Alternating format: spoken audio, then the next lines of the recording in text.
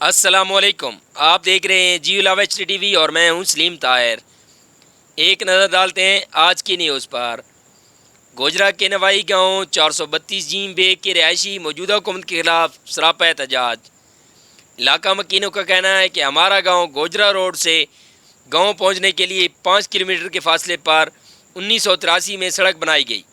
اس کے بعد آج تک کسی سیاسی رہنما نے اس سڑک کو بنوانے یا ریپیئر کروانے کی کوشش نہیں کی۔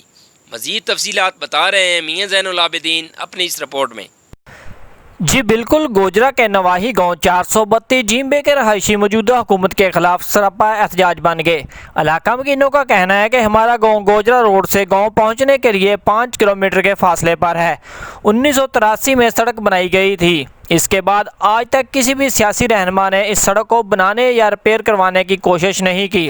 سڑک کھنڈرات کا منظر پیش کر رہی ہے۔ تحصیل گوجرا میں واحد ہمارا گاؤں ہے جو ہر بنیادی سہولیات سے محروم ہے۔ ہمارے گاؤں کے ساتھ سوتیلیوں جیسا سلوک کیوں کیا جا رہا ہے؟ ہمارے گاؤں میں ایک بھی سرکاری ڈسپنسری نہیں، نہ نکاسی آب کا کوئی انتظام ہے۔ ہمارے بچے صاف پینے کے پانی کی بوند بوند کو ترس رہے ہیں۔ سیوریج زدہ پانی پینے سے ہمارے بچے مختلف بیماریوں کا شکار ہو چکے ہیں۔